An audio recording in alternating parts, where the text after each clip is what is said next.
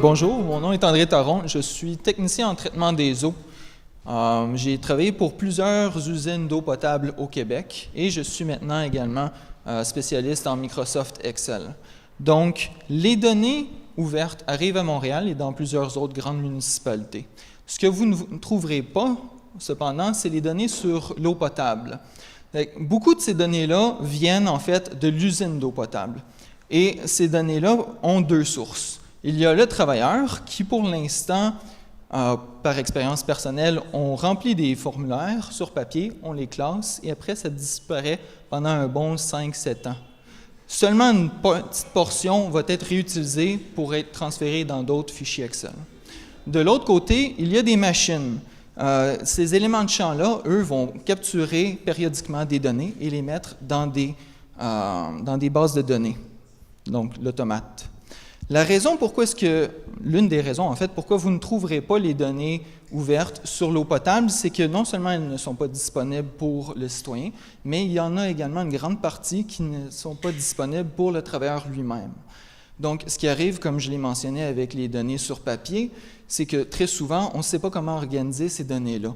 On finit par simplement les archiver. De l'autre côté, les travailleurs, nous sommes des exploitants d'usines et nous ne sommes pas souvent habilités à extraire et utiliser les données des machines. Donc, nous avons littéralement des mines d'informations qui ne sont pas utilisées.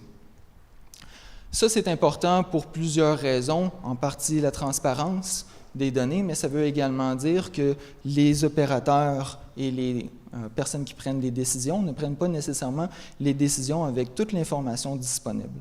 Donc ça, c'était jusqu'à maintenant. J'ai développé au cours de la dernière année un logiciel qui permet de faciliter la vie des travailleurs dans le secteur.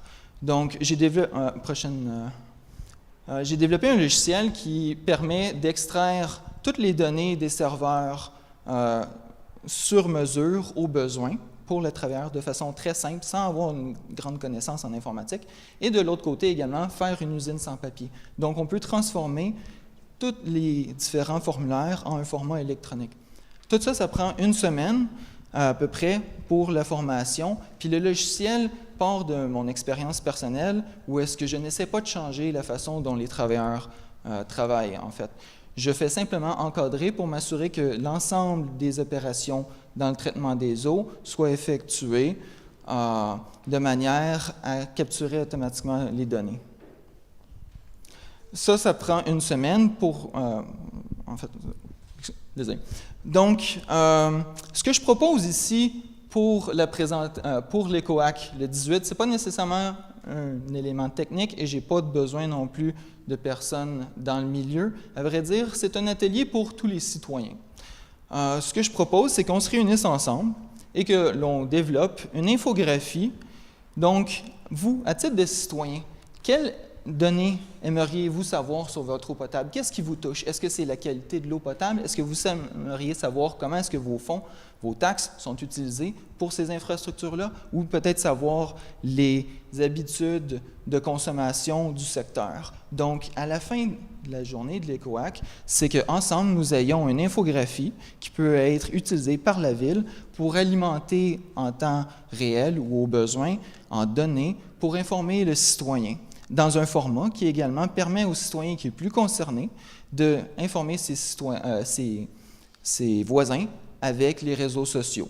Donc, c'est un outil livrable directement, mais également qui a beaucoup plus d'implications parce qu'à l'usine même, ça veut dire que les travailleurs vont avoir toutes les données disponibles.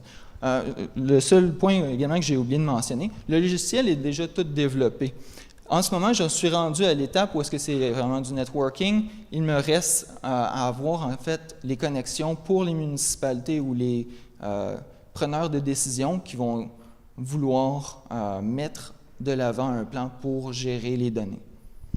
Merci.